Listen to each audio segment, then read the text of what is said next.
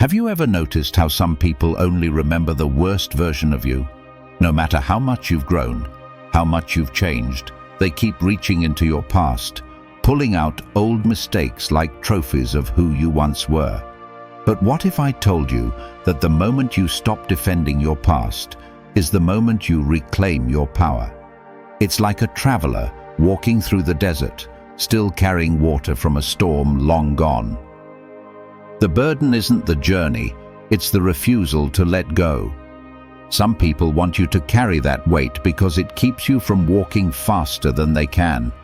But once you drop it, once you stop apologizing for the version of yourself that no longer exists, you move freer, lighter, untouchable. Or think of a warrior who survived countless battles. The scars on his armor aren't proof of weakness, they're proof of endurance. And yet, some will still point and say, "Look, he was wounded." They forget he's still standing, because when they use your past against you, you have two choices: shrink back into guilt or rise with grace. The Stoics teach us that peace isn't found in defending who you were, but in mastering who you've become. So how do you respond? Without anger, without guilt, without fear. Stay till the end, because what comes next will change everything. Let's get started. Number 1, they use your past to keep you small. Let's talk about one of the most manipulative tactics people use when they can't handle your growth. They weaponize your past. These are the ones who remind you of your mistakes, not because they care, but because it's the only way they can feel taller than you. They'll say things like, "You've changed," or "Don't forget where you came from." But what they really mean is, "Don't outgrow the version of you I was comfortable with." It's not about remembering your history, it's about keeping you stuck in it. Here's the truth. People bring up your past not because they remember, but because they need you to stay beneath them. They fear your transformation because it exposes their stagnation. Your growth challenges their comfort, your strength highlights their weakness, and your evolution reminds them that they've stayed the same. So instead of confronting their own lack of progress, they anchor you to who you used to be. It's control disguised as familiarity, a subtle way of saying, "You're not allowed to be better than before." This is where Stoic wisdom cuts through the noise. Heraclitus once said, "No man steps in the same river twice. He is not the same man, nor is the river the same." What that means is simple. You are not your past. You are a constantly evolving being, shaped by change, strengthened by failure, and refined by time. The past may have built you, but it does not define you. The person who made those mistakes no longer exists, and those who keep reminding you of them are really just refusing to meet the new version of you. Let me tell you a story. A man I know, let's call him Ethan, used to struggle with discipline in his younger years. He made poor choices, lost opportunities, and for a long time carried the shame of his past. But over time, he changed. He rebuilt his life, focused on self-mastery, and created something meaningful. Yet, every time he'd meet old acquaintances, they'd say, "Oh, you're the same Ethan who used to mess things up, right?" They couldn't see his progress. They only saw the version that made them feel superior. At first, he tried defending himself, explaining how much he'd grown. But then he realized, you don't owe anyone proof of your transformation. The people who truly see you don't need reminders, and the ones who keep dragging up your past aren't doing it out of memory. They're doing it out of insecurity. So how do you respond to someone who uses your past against you? First, stay calm. You don't need to defend who you've become. Second, understand their motive. They're projecting their own fear of change. And finally, detach from their version of you. You don't live there anymore. Let them talk about who you were while you keep building who you are. At the end of the day, your past was a teacher, not a prison. The people who keep you chained to it are simply afraid of your freedom. So the next time someone tries to define you by your past, remind yourself you're no longer that person and you never will be again. Number 2, guilt is their weapon, not their concern. Let's talk about one of the most brutal truths about human manipulation.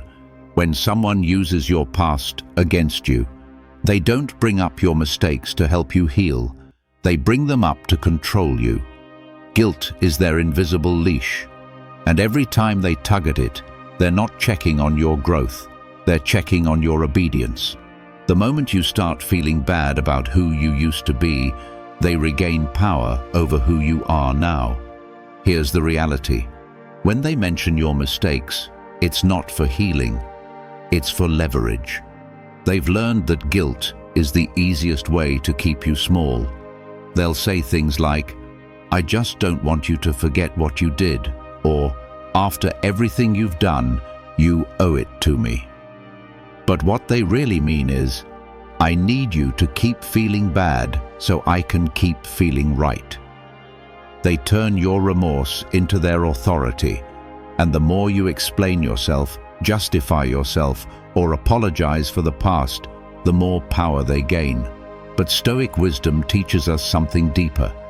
Seneca once said, "He who feels guilt for the past is chained to ghosts.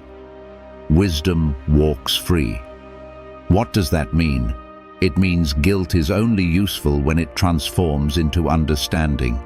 Once you've learned, once you've grown, guilt no longer serves you. It imprisons you. If you've already changed, then carrying guilt is like carrying the ashes of a fire that's long gone. The Stoics remind us that wisdom isn't about dwelling on what can't be changed. It's about mastering what can be, your response, your peace, your growth. Let me share a story. A woman I know, let's call her Laura, used to have a partner who would always bring up her past mistakes. Years ago, she had made some choices she regretted, and she had worked hard to change. But every time they argued, he'd say things like, "Remember when you messed that up?" Or, "You don't get to talk after what you did." It wasn't about resolution. It was about domination. He used guilt as a weapon, not because he cared about the past, but because it was the only way he could silence her in the present. One day, Laura realized that every time she defended herself, she was letting him reopen wounds that had already healed. So she stopped explaining. She simply said, "Yes, I made mistakes, but I've already made peace with them." And that was it. The moment she took away his weapon, her guilt, he lost control. So how do you handle people like this? First, stop feeding their narrative. You don't owe them emotional currency for something you've already paid for with growth. Second, separate guilt from accountability. Guilt keeps you stuck. Accountability helps you evolve. And third, understand this. The past only has power when you let others hold it over you. Once you own it, they can't use it. At the end of the day, the people who truly care about you will never use your past to hurt you. They'll see your transformation and respect the journey that made you who you are. So the next time someone tries to weaponize your guilt, remember, wisdom walks free. You don't have to live chained to ghosts that no longer define you. If you found this valuable, hit like and subscribe for more powerful insights. Number 3, you are not who you were. Let's talk about one of the most liberating truths about life. When someone uses your past against you, they can cling to old stories all they want, but those stories are no longer yours to live in. The past is a place for lessons, not for living. Every mistake you made, every wrong turn, every version of you that once existed, those were chapters, not your whole book. But some people can't accept that you've grown beyond those pages. They still see you through the lens of who you were, not who you've become. Here's the truth. If you've grown, then the person they describe no longer exists. Let them talk to their illusion while you continue walking as the reality they can't accept. People who are stuck in their own past often need you to stay stuck in yours. It makes them feel safe, predictable, in control. When you evolve, it threatens the identity they've built around you. Because if you can change, it means they could have too. But they didn't. So instead of facing their own stagnation, they hold on to the memory of your worst moments. They'll say things like, "You used to be selfish," or "You've always been this way," as if repeating it enough times can freeze you in time. But that's not your truth anymore. This is where Stoic wisdom shines. Marcus Aurelius said, "Waste no more time arguing what a good man should be. Be one." In other words, stop trying to convince people that you've changed. Live the change. You don't owe anyone explanations for your evolution. The greatest proof of who you are now isn't found in your words, but in your actions, your discipline, your peace. Let them argue with ghosts. You keep walking in the light of who you've become. Let me share a story. A man I know, let's call him Michael, used to be reckless in his youth. He made poor choices, lost people he cared about, and carried a reputation that followed him for years. But over time, he transformed. He learned discipline, embraced responsibility, and became someone entirely different. Still, whenever he ran into people from his past, they'd remind him of who he used to be. "Oh, Mike, you were always the wild one." They didn't mean harm, but those words carried weight, pulling at the version of him he'd buried long ago. One day, he realized he didn't need to defend himself anymore. He smiled and said, "Yeah, that used to be me." Then he walked away, calm, grounded, free. Because the truth was, he didn't need their validation. He had already proven his transformation through the life he now lived. So how do you handle it when people can't let go of your past? First, stop explaining. People who truly see you will notice the change. Those who don't, never will. Second, forgive yourself completely. The past only holds power if you still feel guilty for it. And third, focus on your evolution. You can't walk forward while staring in the rearview mirror. At the end of the day, you are not who you were. The old you served a purpose, to teach, to humble, to prepare you for now. So when others try to drag you back into that past, remember, you've already outgrown the version of you they still talk about, and that's something they'll never be able to control. Number 4, respond with composure, not defense. Let's talk about one of the most powerful forms of strength when someone uses your past against you. Remaining calm when they try to provoke you. The moment they bring up your history, they're not seeking truth or closure. They're seeking control. They want to pull you into an argument, to make you explain yourself, to make you lose your composure so they can feel superior. But here's the secret. Defending yourself gives them power. The moment you start justifying who you are now, you step onto their battlefield, and that's exactly where they want you. Here's the truth. Silence, calmness, and poise are your shield. The more calmly you respond, the more they reveal about themselves. They'll raise their voice while you keep yours steady. They'll accuse, twist, and exaggerate. But when you stay composed, their aggression echoes back at them. People expect reaction. They feed on emotional energy. But a stoic mind knows that reacting to false judgment only fuels it. A wise mind doesn't fight false judgment. It outlives it. You don't need to defend your truth to those who have already decided not to see it. Marcus Aurelius said it best. The best revenge is not to be like your enemy. Think about that. When someone tries to provoke you into anger, the greatest victory is refusing to become what they expect. They want to see you frustrated, defensive, losing control, because that reaffirms their belief that they can still reach you through your past. But when you meet their accusations with calm detachment, you take that power away. You show them that their opinion no longer has authority over your peace. Let me share a story. A man I know, let's call him Ryan, had an old friend who could never let go of his past mistakes. Whenever Ryan achieved something or made progress, this friend would remind him of the old Ryan. If he got promoted, the friend would say, "Yeah, but remember when you messed everything up last time?" It used to bother Ryan deeply. He'd argue, explain, defend himself, until he realized something. This friend didn't want a conversation. He wanted control. So Ryan changed his approach. The next time his friend brought up the past, he simply smiled and said, "You're right. I learned a lot from that," and moved on. No emotion, no reaction.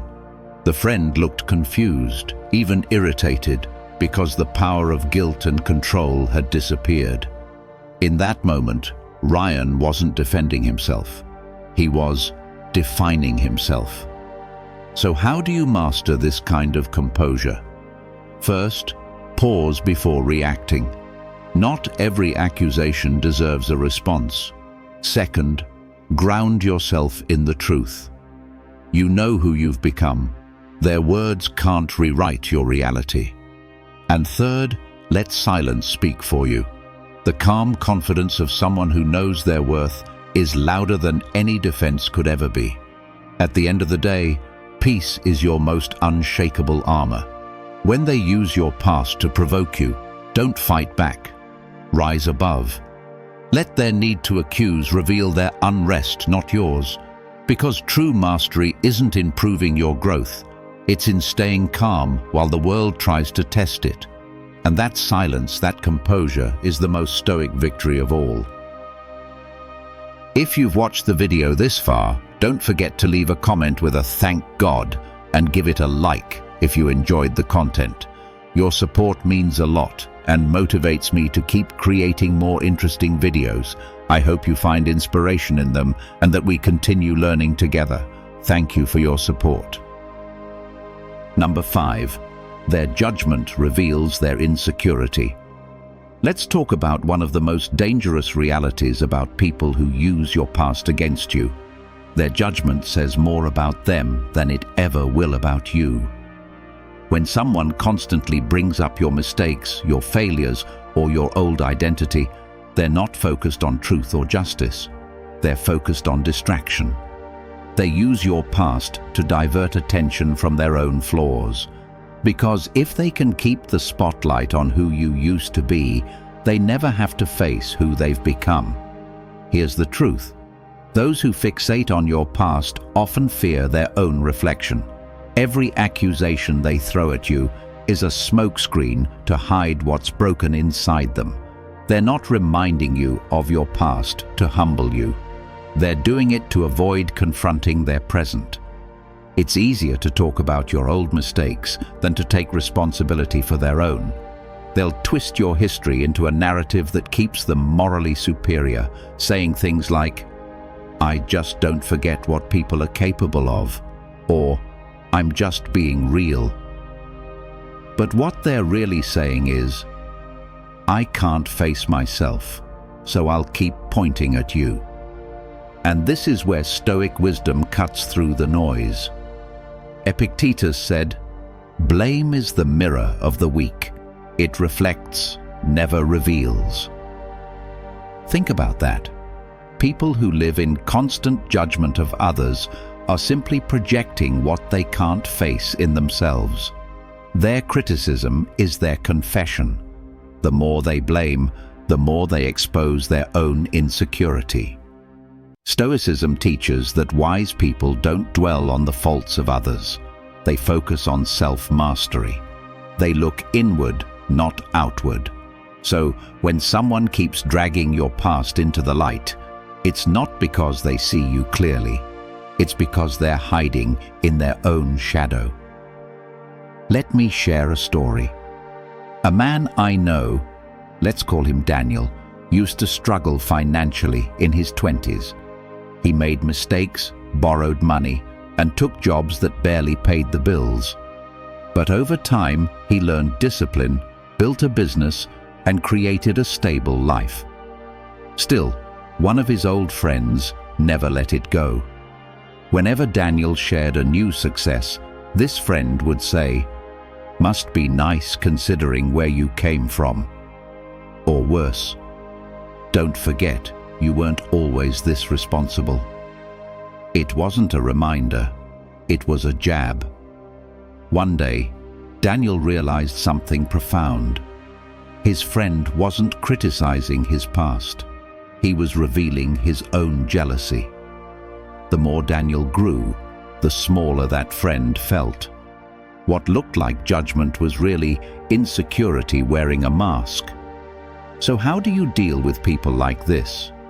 First, recognize projection for what it is. Their words are reflections, not revelations. Second, don't internalize their insecurity. You don't need to carry someone else's emotional baggage just because they throw it at you. And third, keep your focus forward. Let your growth speak louder than their judgment. People stuck in comparison will always try to drag you back to the version of yourself they can compete with. Don't go there. At the end of the day, their judgment is not a mirror of your worth. It's a window into their fear. So when someone uses your past to belittle you, remember, it's not about your history, it's about their insecurity. The wise don't waste time explaining who they are to those trapped in projection. They simply keep rising, quietly, beyond reach. Number 6. Remember, your growth offends the stagnant. Let's talk about one of the most uncomfortable truths about human nature. When someone uses your past against you, it's often because your growth threatens their stagnation. The moment you start rising, the moment you evolve beyond what they expected from you, you disturb their comfort. They've built their confidence on being ahead of you, and your progress disrupts that balance. So instead of growing with you, they try to pull you back to the version of you that made them feel safe, superior, or in control.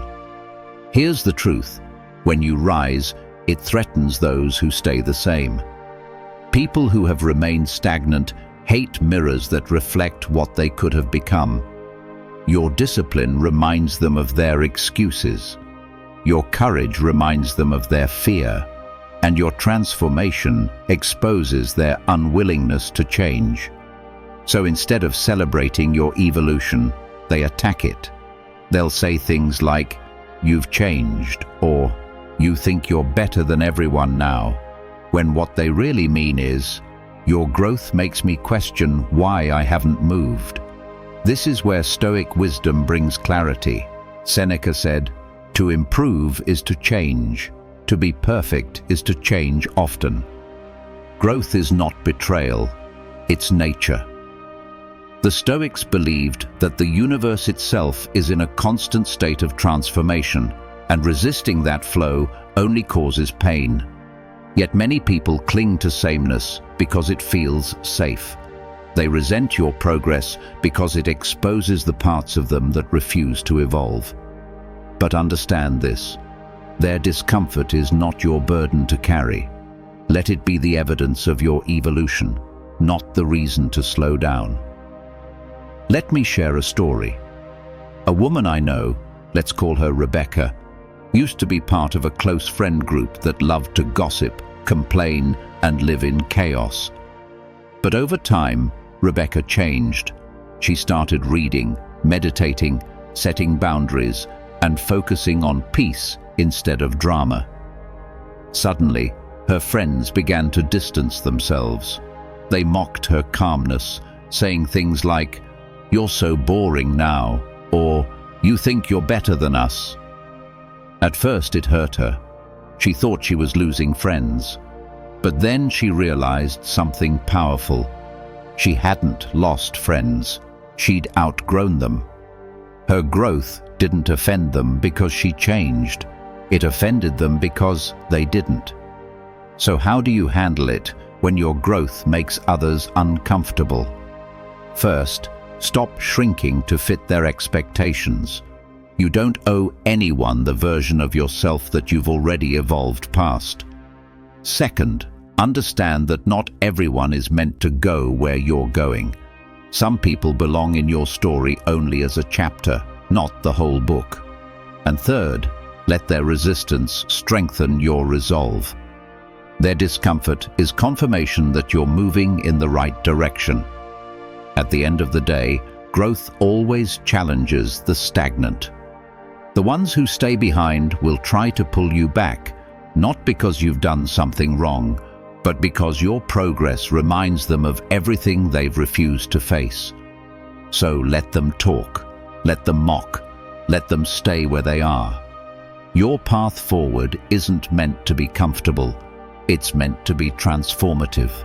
And sometimes, the greatest proof of your evolution is who no longer claps when you rise. Number 7. Say this calmly and without fear. Let's talk about one of the most powerful responses you can give when someone uses your past against you. The kind that ends the conversation without anger, without defense, and without giving them power. You don't need to argue, justify, or convince them of your growth. You don't need to prove who you've become, because sometimes the strongest statement is simple, calm, and absolute. When they bring up your past to belittle you, when they try to make you feel small or guilty again, you look them in the eye and say, "You're talking to someone who no longer exists. I've made peace with my past. It no longer defines me. But your need to use it says a lot about where you are." Then stop speaking. Let silence do the rest. Because silence, in the face of provocation, is not weakness. It's mastery. Here's the truth. People who use your past as a weapon expect you to fight back. They want a reaction, an argument, a spark they can feed off. But when you respond with composure instead of emotion, you take away their control. You show them that you're no longer operating on their level. You're not defending your growth. You're embodying it. And that silence that follows, it unsettles them more than any words ever could. Because when guilt no longer moves you, their power collapses. This is the essence of Stoic emotional mastery. Marcus Aurelius said, "He who angers you controls you. He who cannot anger you loses control." Read that again. If they can't provoke you, they can't manipulate you. They lose their grip the moment you stop reacting. Stoicism isn't about being emotionless, it's about mastering emotion, learning when to speak and when to let silence speak for you. When you refuse to engage in emotional warfare, you force the other person to confront their own noise. Let me share a story. A woman I know, let's call her Hannah, had an old relative who constantly reminded her of the reckless mistakes she made in her teens. Every family gathering, it was the same line. "Remember when you used to mess everything up?" In the past, Hannah would get defensive, explaining how she had changed, how much she'd grown. But one day, she decided to try something different.